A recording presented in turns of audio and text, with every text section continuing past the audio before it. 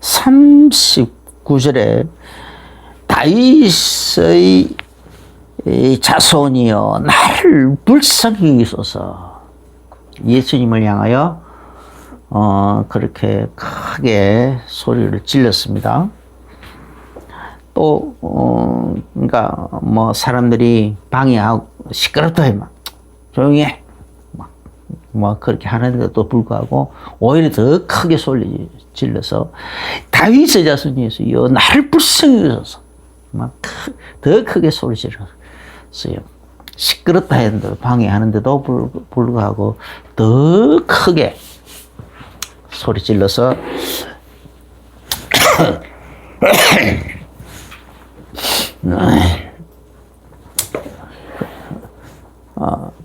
그래서 오늘 제목이 예수여 나를 불쌍히 여기소서.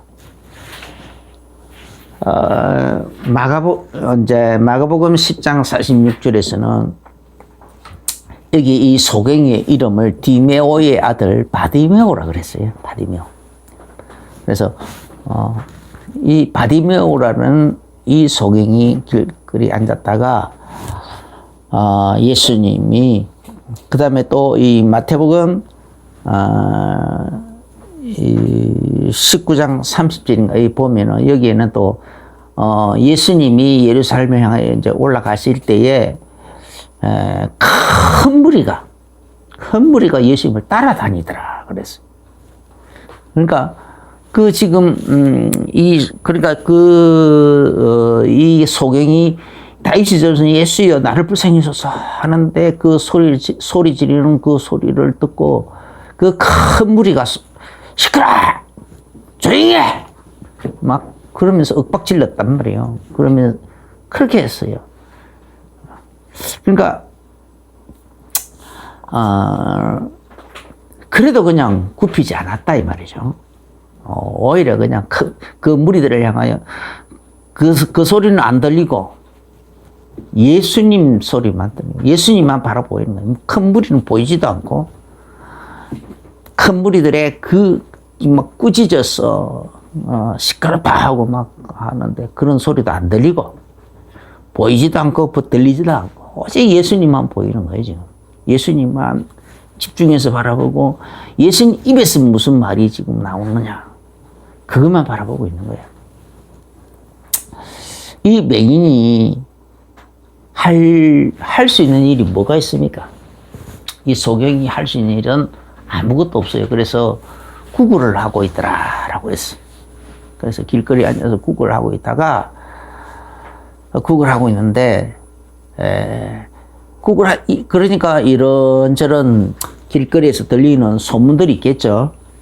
그래 거기 보니까 이제 예수님의 공생애가 무려 3년이나 지났으니까 이제 3년이 끝나갈 무렵이잖아요. 그러니까 이제 그 공생애가 끝나갈 무렵이니까 3년 동안이나 예수님께서 뭐 병든 자도 고치고 죽은 자도 살리고 소경의 눈을 뜨게 하고 중풍병자도 살리고 이렇게 하고 바람과 파도도 꾸짖어서 잠잠하게 하고 여러 가지 기적과 이적을 행하는 그런 이야기들을 아무리 미디어 시대가 아닐지라도 그 옛날 그런 이제 걸어다니는 도보 시절이지만은 그래도 사람의 왕래가 있는데 듣지 않았겠어요? 그런 소문은 이리저리 다 들려오고 있는데 소경이다 보니까 거지다 보니까 자기 힘으로는 예수님이 계시는 곳을 향하여 갈 수가 없는 거예요. 이제 갈 수가 없는 거예요. 자기 힘으로 스스로 힘으로는 갈 수 없는 입장이다.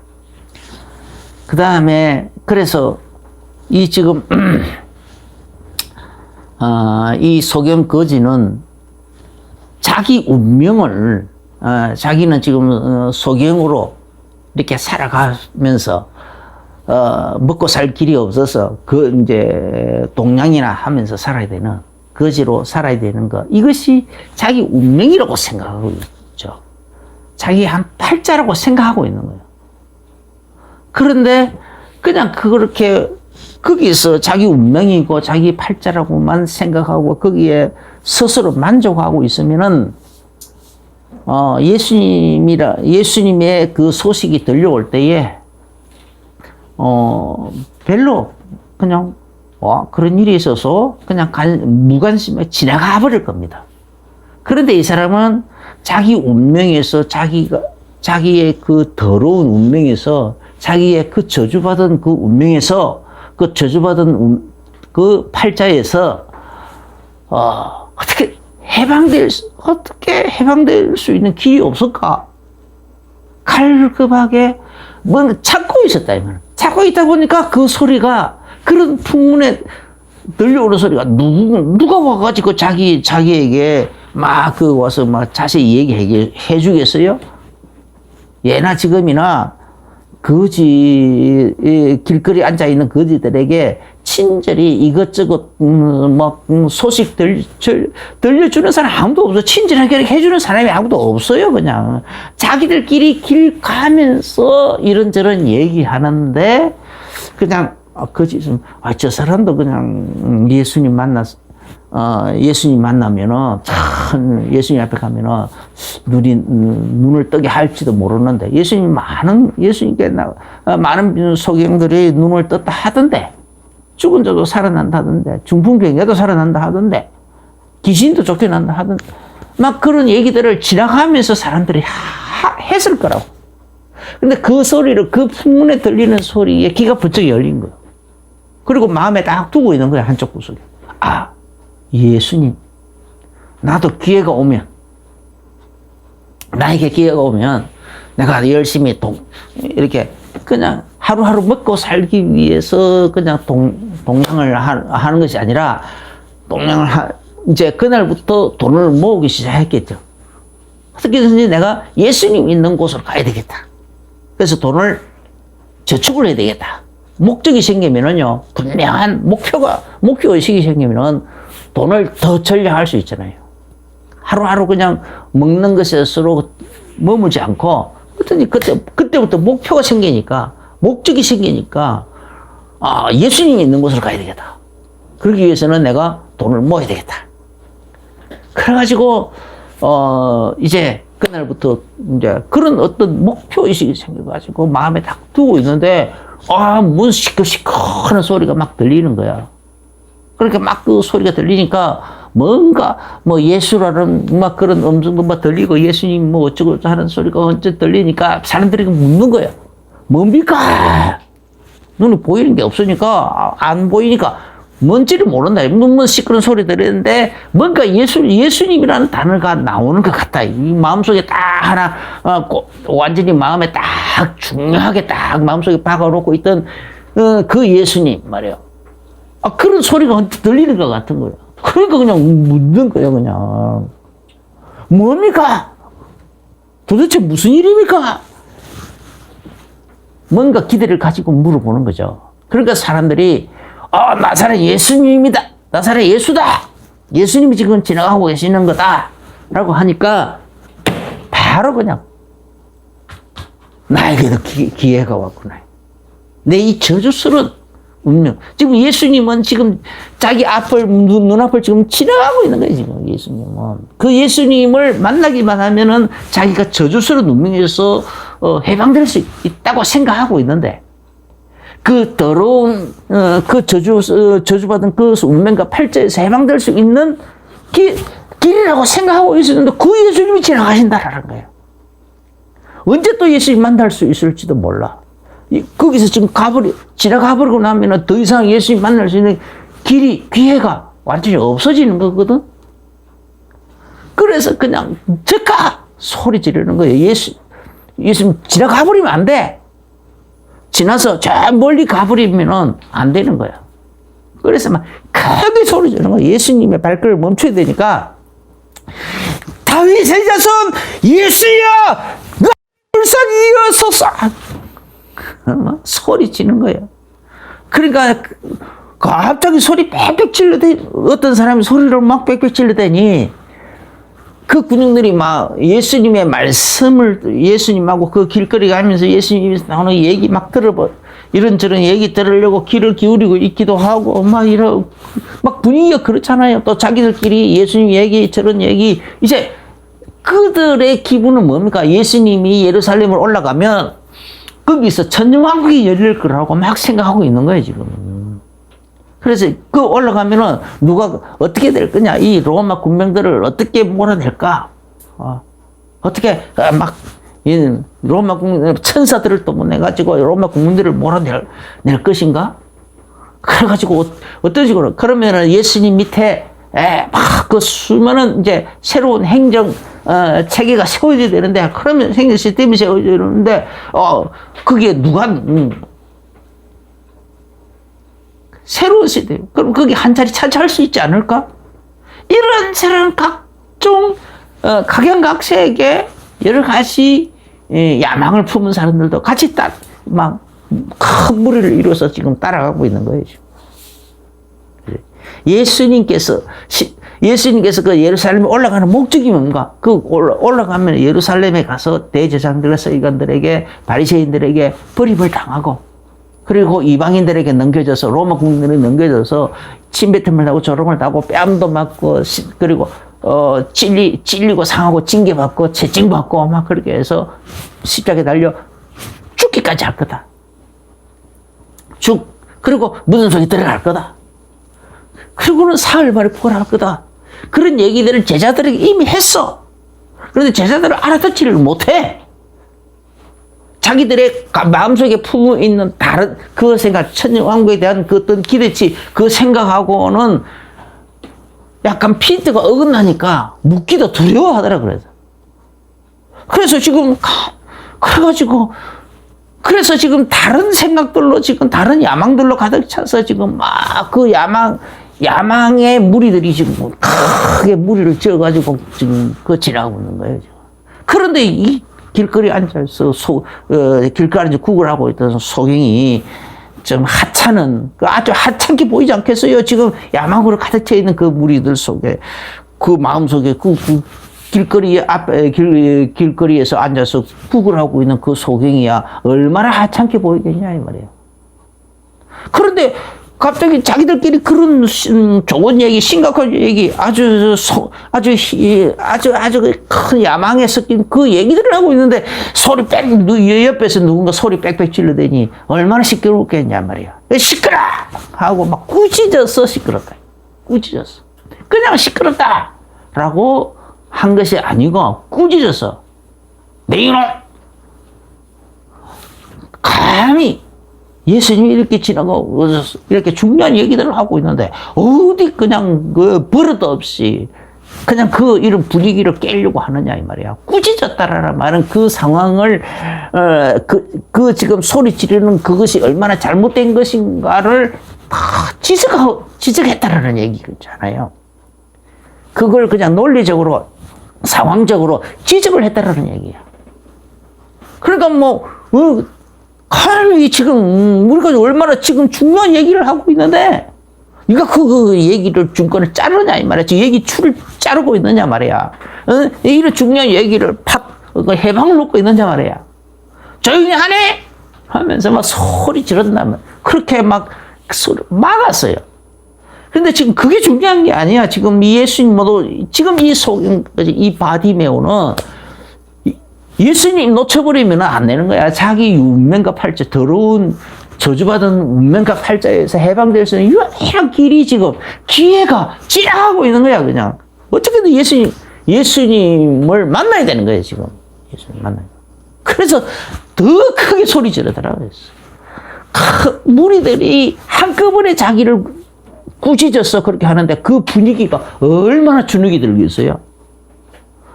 그 큰 무리가 꾸짖었다 그래서요. 이 사람이 이 말하고 저 사람 저 말하면서 막 시끄럽다라는 말은 공통적인 단어고 나머지는 이 사람은 이 말하면서 꾸짖고 저 사람은 저 말하면서 꾸짖고 막 그 얼마나 주눅 들었겠어.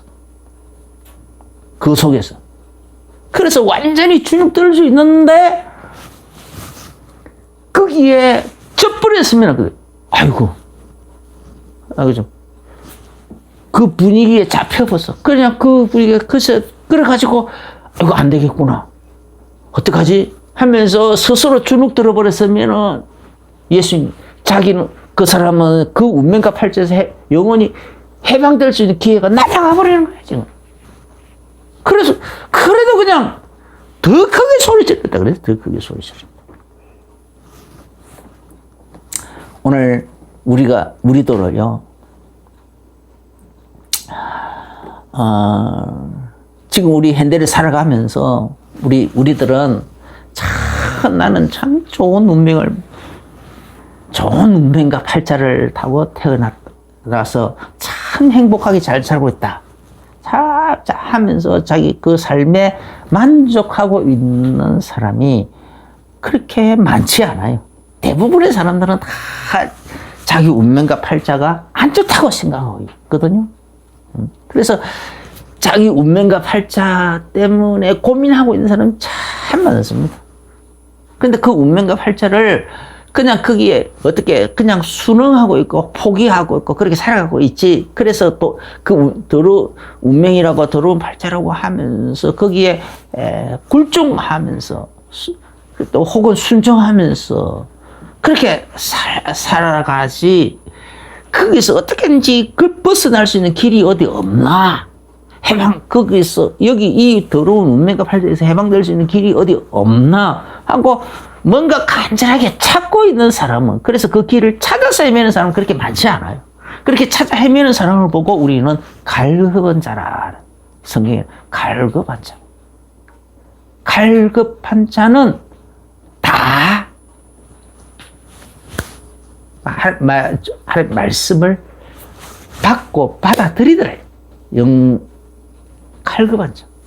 그래서 이 갈급한 자도 오늘날도 우리가 그런 거, 그런데, 아이고, 무슨 큰 문제가 있다고, 무슨 큰 문제가 있다고, 우리 뭐 정말 대한민국 얼마나 잘 사는데, 뭐 무슨 큰 문제가 있다고 뭐 그렇게 하겠습니까? 이렇게. 그렇지가 않아요. 자, 남의 큰 암병보다도, 죽을 암병보다도 내 손톱 밑에 가시가 더 아프게 느껴지거든요. 내 손톱 밑에 가시가 오히려 더 아프게 느껴지고 더 고통스럽게 느껴집니다. 남의 큰 죽을 병은 안 됐네. 즉 그 정도지. 거기에 대해서 뭐 내 손톱 밑에 가시가 훨씬 더 아프게 느껴지고 있는 게 이게 사람의 본성이라고. 그래서 자기에게 있는 작은 불편, 작은 불만, 그런 것들은 항상 더 크게 느껴지는 거예요. 그래서 그 원인을 이 더러운 운명과 더러운 팔자로 이렇게 보고 있는 사람이 많고, 그런데 거기서 빠져나오려고 이렇게 발부둥치는 사람은 갈급한 자예요. 그런데 그렇지 않고 이제 살아가면은 그건 좀 골치 아프지만은, 그래서 오늘 이 바디메어처럼 어떻게든지 이렇게 막 시끄럽다 주변에서 막 그렇게 해도 꾸짖고 해도 그냥 이 중요한 기회를 포착을 해야 됩니다. 갈급에 있는 사람은 기회를 포착할 수 있게 되는 겁니다. 어떻게 하면 내가 이 더러운 운명과 팔자, 이 문제를 여기서 내가 이 문제에서 해방돼가지고 내 삶, 또 목적 없는 삶, 가치 없는 삶에서 내가 해방돼가지고 또 마귀에게, 귀신에게, 또 세상에게, 멸망받을 세상에게 내가 종로를 하고 있는 이 삶에서 내가 해방돼가지고 가치 있는 삶을 살 것인가? 뭔가 가치 있는 새로운 삶이 없을까 하고 갈급하게 찾고 있는 사람이 있어요. 그런 사람을 갈급한 자라고 하거든요. 그런 사람들은 그냥 그 예수님을 딱 만나도, 그래서 예수님 믿고 구원을 딱 받고 나면은 맨 먼저 하는 말이 뭡니까? 자기 구원받은 것으로만 만족하지 않아요.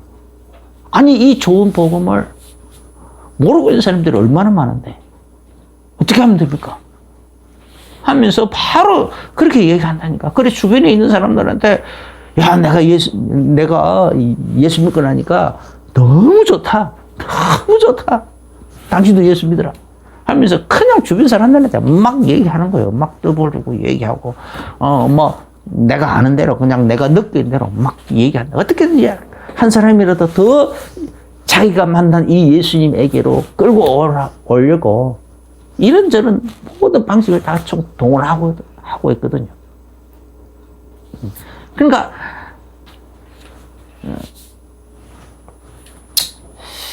나 같은 경우도,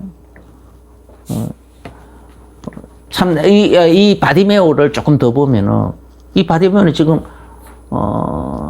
그렇게 소리 안 질리더라면은, 그 순간을 포착을 안 했더라면은, 그냥 한순간에 그냥 지나가버리는 거예요. 머뭇거리다 보면은 그 예수님이 지나가서 저 멀리 가버리는 거예요. 저 멀리 가버리고 나면 없어요. 그 소경이 그 길을 쫓아가겠습니까? 쫓아가다 보면 여기 막 돌불에 차여서 막 구르고 다치고 막 결국 못 갈 텐데. 소경이 눈에 그러니까 이 걸음을 자기 혼자 힘으로 못 걷는 사람이잖아요. 소경이라는 것은. 거지라는 것은 여기 거지 생활을 한다는 것은 주변에 뭔가 보호자가 짱짱한 힘 있는 보호자가 있어가지고 그 사람의 생활을 보살펴주고 그 사람이 예수님이 어디 여리고 성 안에 있다 아니면 성을 지나서 어디 가고 있다 그 예수님 만나러 가자 하면서 이 사람을 다 이렇게 막 마차에 태워가지고 아니면은 말에 당나귀에 태워가지고 막 데리고 가줄 수 있는 그런 가족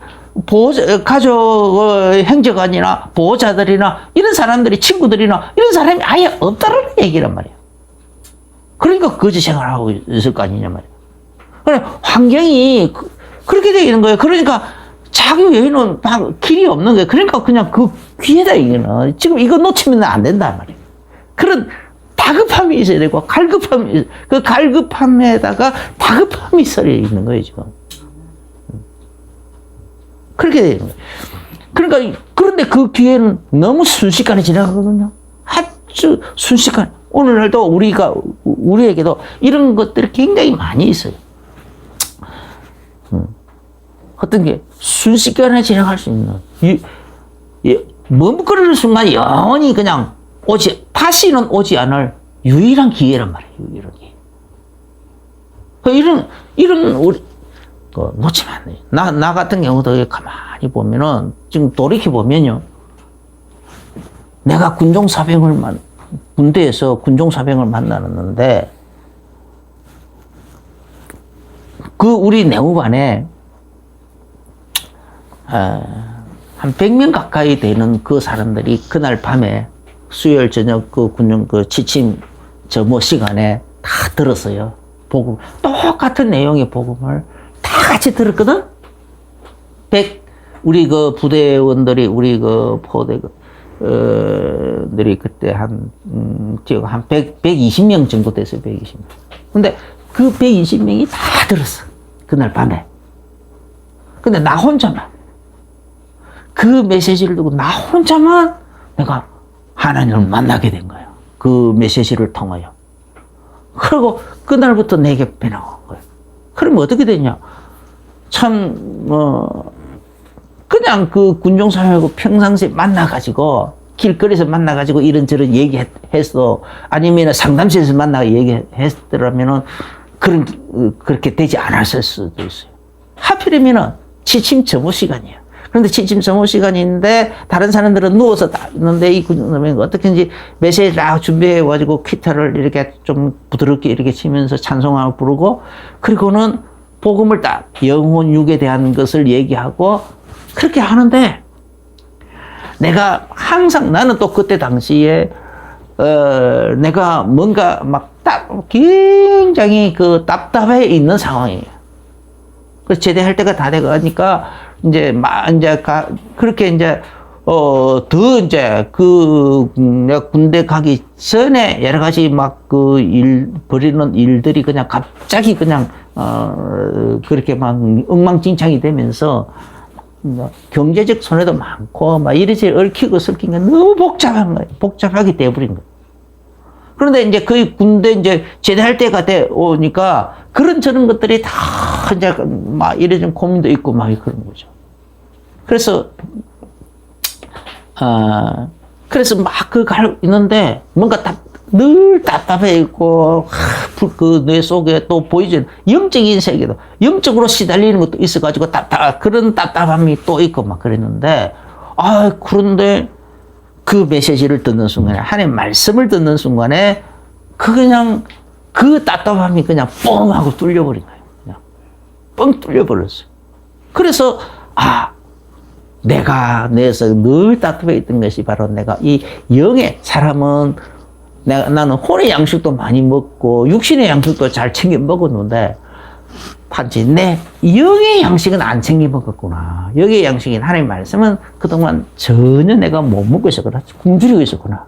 그럼 내가 이 답답한 모든 그 원인이 영의 굶주림을 내 몸이 그렇게 느끼고 있었구나 하는 것으로, 그걸 이제 논리적으로 이해된 것이 아니라 그 메시지를 들으면서 그냥 그게 딱 느껴져 왔어요. 그냥 논리적으로 이해된 거예요. 느낌으로 딱 느껴져 온 거예요. 그러니까 뭔가 크게 길게 자세하게 설명은 할 수 없는데 하는 게 뭔가 뭔가 하고 감탄사 나오면서 뻥 뚫려버리는 거예요. 시원하죠. 그리고 예수님을, 그날부터 나는 예수님을 나의 구주로 믿기 시작하고 하나님을 나의 아버지로 부르기 시작한 거예요. 그날부터 확 달라져 버렸어요. 그런데 또, 그러니까 그때 신기하잖아요. 불침번이 하필이면 그때 당시에 우리 또 그때 이제 내가 군대 생활할 때는 32개월, 33개월 했거든요. 그러니까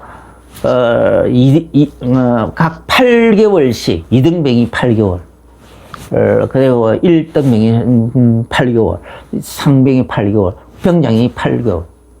그래서 33개월 할 때를 하면은 병장이 8개월 내지 9개월까지. 그러니까 병장을 달고도 엄청 길게. 그래서 그러다 보니까 병장 달고서야 비로소 내후반 전체를 통솔하는 군기 잡는 기수가 되는 거예요. 그래서 그때 막 병장 달았을 때니까, 각 병장 달았을 때니까 이제 그 군기를, 부대 내부, 부대 전체를 통솔하는 군기 잡는 기수가 된 거예요. 진짜 분위기를 잡는 거. 그러니까 이제 내가 실세인 거예요. 실세가 딱 돼 있으니까, 그래서 그 실세가 불침번을 썼어요. 그래야 통솔이 되니까.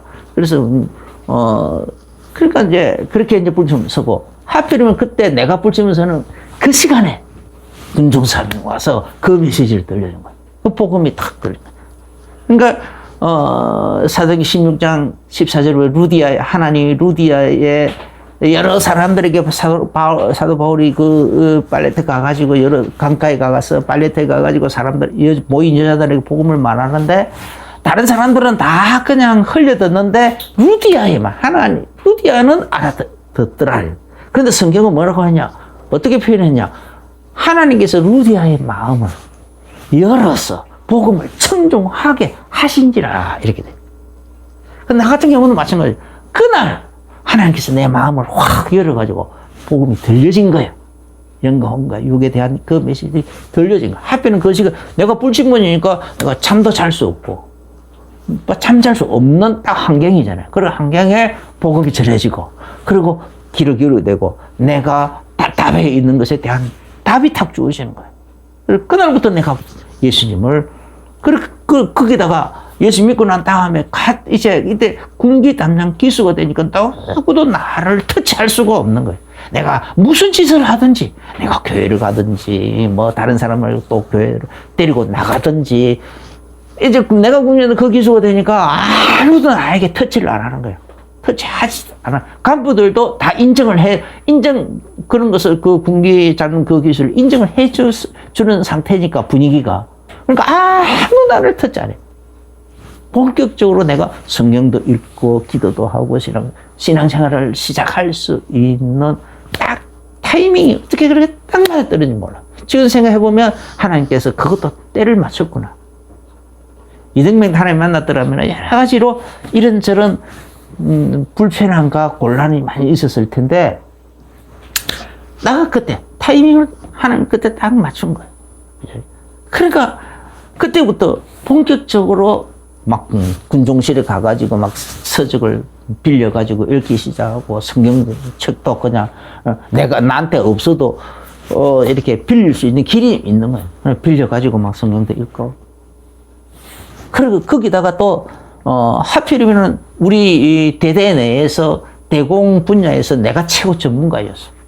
이상하게 이등병 때부터 그 부분에 관심이 가지더라고. 그래서 그 대공 거기에 있는 그 모든 것에 그냥 나도 모르게 자꾸 관심을 가지니까 이렇게 되면 저렇게 되고 총도 만져보고 뭐 분해서 그 대공 총을 저 기관총을 다 내가 저 분해 조리도 해오고 그리고 상사한테 물어봐서 그냥 그걸 다 배워버린 거예요. 그냥 분해 이제 총에 대해서.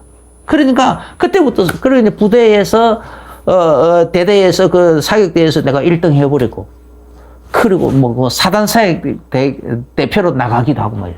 그러니까 대공에서는 우리 부대에서는 대대에서는 최고 전문가야. 그래 내가 대공초소 올라가 있으면 아무도 터치를 안 해. 그러니까 더 얼마나 좋아. 그런데 대공초소 바로 밑에 이제 예배당이 있어. 그 군종실에 있고 거기 가서 책 빌려가지고 그냥 대공초소 올라가가지고 거기서 막 하루 종일 책을 읽기 시작하는 거야. 분위기가 딱 맞춰졌어. 모든 조건이 맞춰졌어.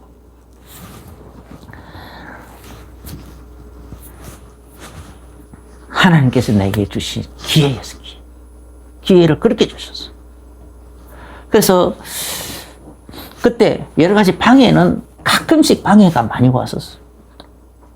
방해. 그래가지고 내가 자꾸 이렇게 훈련해서 열애는 포 사수였는데 그 사수를 그냥 바로 이제 내 밑에 이제 그 상병한테 다 줘버리고 위임해줘 버리고 나는 자꾸 열애로 빠지니까 이제 그 간부들 중에 이제 내가 교회 예수 믿는 사람들을 병적으로 싫어하는 간부들이 있어요. 그 사람들이 나를 그냥 못 살게 굴어서 괴롭혔어. 그래서 이제 그러니까 나도 막 자꾸 대들고 그러니까 나중에 그는 막 내기를 하자더라고. 내가 훈련 안 받으니까 너 전쟁 나면은 네가 사수인데 어떻게 했냐고. 나 다 언제든 자신 있다 그러니까 그럼 내기 하자고.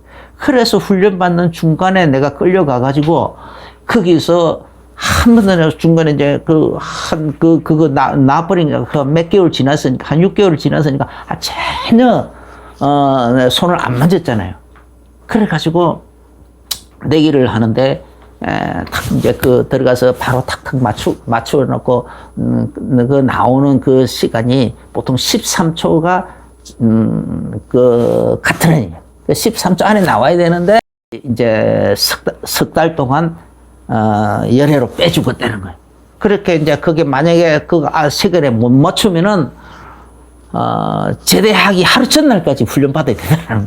그렇게 내기를 하자는 거예요. 좋다 하자고. 그래가지고 나는 이제 하나님께 간절히 기도하고 그러고 했는데 9초 만에 나와요. 9초 만에 나오니까 눈이 둥글해가지고 그래서 딱 보니까 막 정확하게 손이 딱 들어가니까 바로 딱 그냥 두 분 볼 것도 없이 딱 정확하게 딱 돼 있더라고. 하나님 그렇게 도와주시더라고. 원래 평상시에 9초 만에 잘 안 나와요. 아무리 훈련을 해도. 근데 13초에 내 얼굴을 나는 9초 만에 땡겨서 4초나 땡겨서 그렇게 해버린 거야. 그러니까 막 계속 막 입맛을 다시면서 저 새끼 저거를 그냥 제대하는 날까지 괴롭혀야 되는데 전체 다 모아놓고 그 앞에서 다 그냥 이렇게 서로 막 서약을 했기 때문에 어쩔 도리가 없는 거예요. 그냥 서로 내기를 했기 때문에.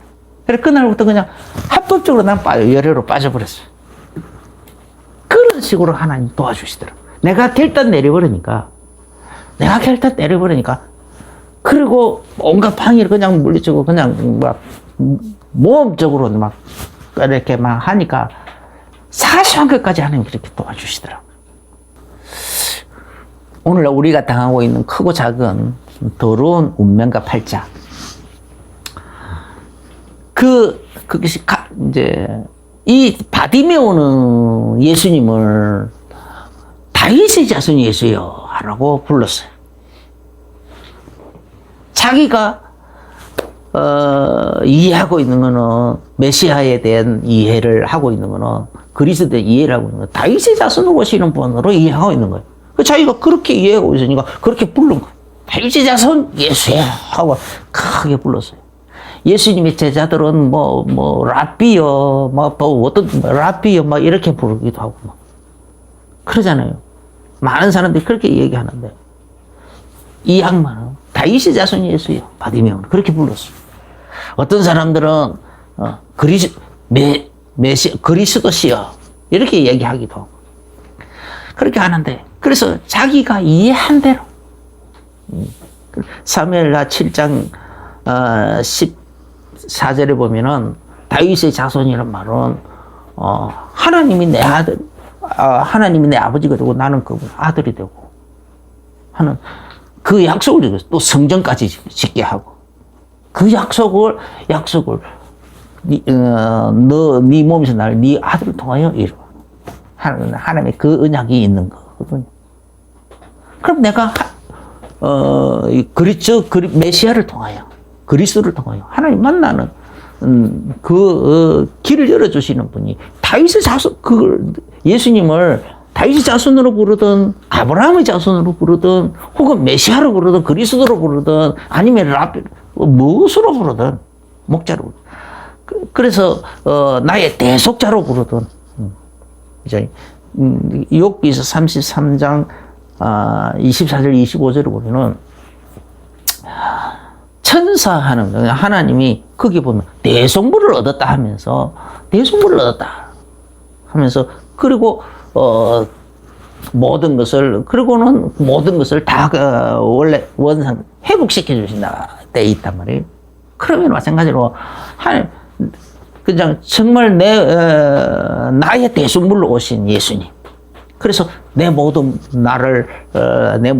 문제를 다 해결해 주시고, 회복시켜 주시고,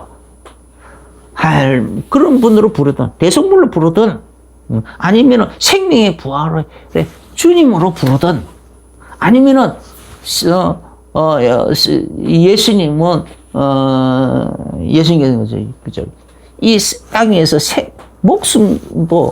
목숨만 죽이고 영혼에 대해서는 어찌할 수 없는 그 마귀를 두려워하지 말고 이 땅에서도 사람을 죽이고 살리는 주관자가 되시고 죽고 난 다음에도 영혼에 대한 심판도 하시는 분 그분을 진짜로 두려워하라고 하지 않습니까?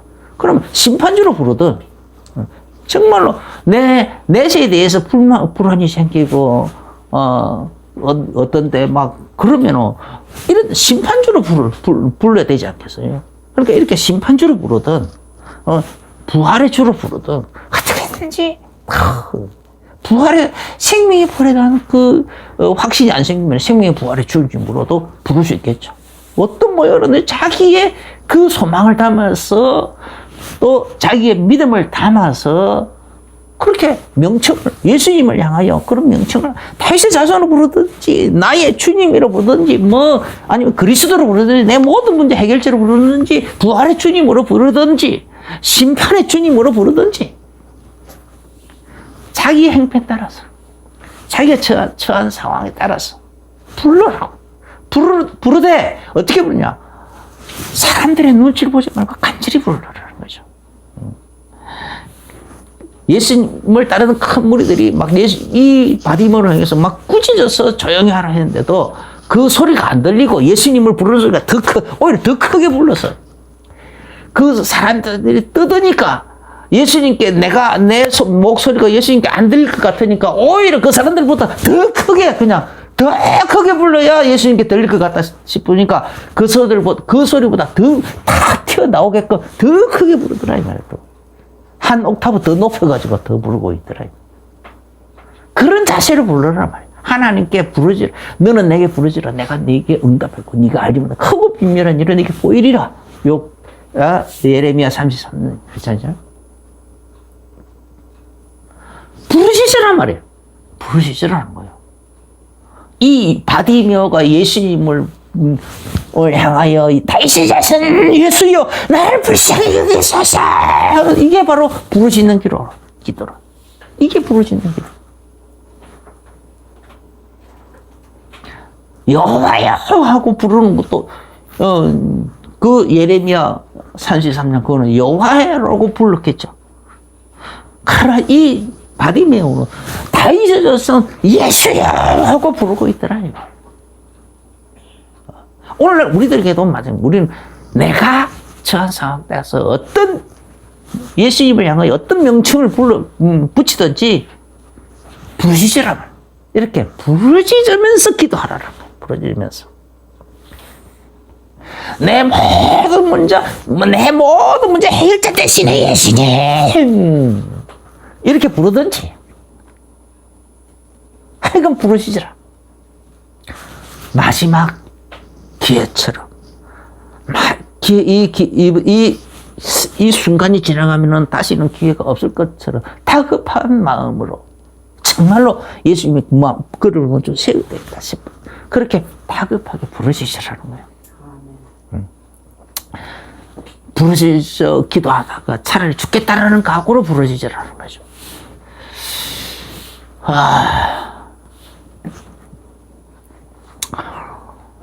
나는 성격이 많이 주눅이 많이 드는 성격, 내성적인 성격이었어요. 그러니까 부르짖는 이 기도에 익숙지가 않아서 나는 이렇게 부르짖는 기도가 팍 터질 때까지 고생을 많이 했어요. 그래서 산에 가서도 산기도를 가도 다른 사람들이 막 기도하고 있으면 내 기도 소리가 저 옆에 사람한테 안 들릴 만큼 거리를 멀리 뛰어가지고, 또 중간에 무슨 바위라든지 아니면 뭔가 이렇게 등성이라든지 이런 것을 사이에 두고 잘 안 들리는 그런 장소로 내가 일부러 찾아 들어가고 그랬어요. 그렇게 들어갔어요. 내가 일부러 그렇게 피해 다녔어요. 그래야 그래서 내가 내가 소리를 크게 내서 이렇게 부르짖고 기도하면 내 기도를 저 사람이 혹시 들을지도 모른다. 그러면 얼마나 창피하냐. 자꾸 나도 모르게 그런 식으로 주눅이 들어버리는 거예요. 그런데 그래가지고는 성령 충만을 못 받아. 정강 목사가 그러잖아요. 정말로 성령 충만 받아서 방언 터지도록 성령 충만 받으려고 하면은 다른 사람 기도 소리가 자기 귀에 안 들려야 된다. 그게 기준이라고 그랬어요. 자기 입하고 귀가 제일 가까우니까 하니까 자기 소리가 제일 크게 들리는데, 그래서 크게 부르짖다 보면은 다른 사람의 기도 소리가 자기 귀 소리 하나도 안 들리고 내 기도 소리만 내 귀에 들리는 단계가 있어요. 그래야 대부분 진짜 그때 진짜 소위 말하는 불같은 성령이 임하는 시간표거든요, 그게. 그럼 마찬가지로, 그래서 그런 식으로 기도하다 보면,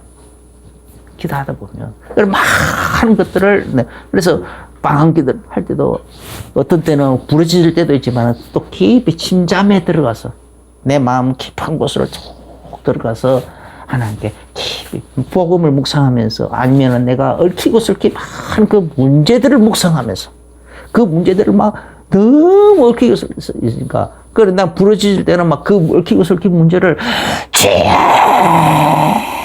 하고 크게 이렇게 빼면서 그 속에 내 모든 탄식을 다 담아가지고 기도했어요.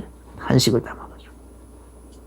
그러니까 남이 들으면 창피하니까 그 말을 줄줄이 말로 표현도 잘 안 되지만은 할 수도 없었지만은 또 하면은 부끄러워 창피하다고 여겨졌어. 쥐라는 그 단어 속에 다시 넣었어. 그런데 그게 부끄러운 일이야. 그냥 하나님한테 그냥 자기 문제 부르짖기도 하다 보면 하나님이 불같은 성령이 불같이 역사해 주시고 그 강한 바람처럼도 역사해 주시기도 하고, 또 그래서 아니면 마음을 활짝 열어서 깨닫게 해주시기도 하고, 그 다음에 아니면 생각 속에 그냥 막 활짝 마음 생각을 활짝 열어서 그냥 깨닫게 해주시기도 하고, 아니면은 막 어떤 기적적인 일을 통해서 초자연적인 어떤 또 일을 통해서 응답을 주시기도 하고, 여러 가지 모양으로 어떻게 했었는지 하나님은 응답해 주십니다. 그래서 응답을 우리가 당면에 있는 그 문제들을 크고 작은 문제들을 얽히들을 운명과 팔자로 생각해서 순응하려고 하지 말고, 뭐 맹종하려고도 하지 말고, 굴종에서 다니려고도 하지 말고, 그냥 어떻게든지 벗어나야 되겠다. 나 여기서 벗어나야 되겠다라는 어떤 그런 갈급함을 가지고 이 바디메오처럼 부르짖게 되시기를 예수 이름으로 축원합니다. 아멘. 기도하겠습니다. 주 예수님 감사합니다. 오늘 바디메오가 다윗의 자손 예수여 나를 불쌍히 여소서 크게 부르짖어 소리 지르는데 사람들이 꾸짖어서 시끄럽다고 조용히 하라고 그렇게 책망을 하는데도 불구하고 오히려 그 사람들 소리보다 더 크게 부르짖어서 기어이 예수님께로부터 예수님 발걸음을 멈춰 세우고 예수님께로부터 응답을 받아냈습니다. 난 이 바디베고처럼 우리도 이런 결단의 시간이 되게 하여 주옵소서. 우리의 모든 문제 예수님 다 알고 계시지만 그걸 하나님 앞에 토설해낼 수 있는 아주 크게 부르짖는 기도로 토설해낼 수 있는 그런 믿음을 주옵소서. 감사드리고 예수님 이름을 기도합니다. 아멘. 이제는 우리 주 예수 그리스도의 크신 은혜와 하나님 우리 아버지의 지극하신 사랑하신 것 성령님이 내준 충만하신 그 은혜가 오늘 말씀을 받으면서 아멘으로 하다가 마음의 중요한 결론과 결단을 내리며 나가는 모든 성도들에게 이제로부터 영원까지 항상 함께 계실지어다.